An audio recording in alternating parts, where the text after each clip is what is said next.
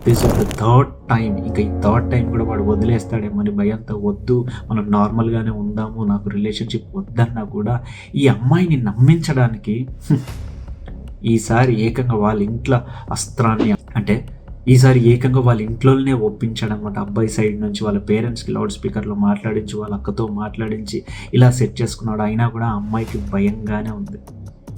ఇప్పుడు ఏమైంది తెలుసా, కట్ చేస్తే వాడు ఇంకొక అమ్మాయితో తిరుగుతున్నాడు. How cheap mentality you are.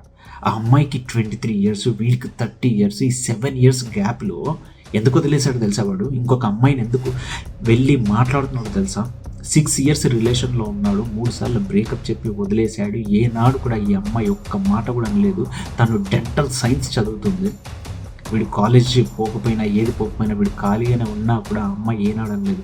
ఇంకా ఇరిటేషన్ చేసి చదువుని డిస్టర్బ్ చేస్తున్నాడని చెప్పి ఒక్కరోజు ఒక్క మాట ఉందన్నమాట, ఫస్ట్ నువ్వు జాబ్ తెచ్చుకోండి అంతే. జస్ట్ ఆ ఒక్క మాటకి మొత్తానికి స్విచ్ ఆఫ్. ఇంకా ఎన్నిసార్లు ఫోన్ చేసినా లేపలేదు. ఎగ్జాక్ట్ 2 weeks తర్వాత ఇంకో అమ్మాయితోటి వాడు రిలేషన్లో ఉన్నాడు. ఓకే తీసుకొని వెళ్ళి ప్రపోజ్ చేస్తున్నాడు.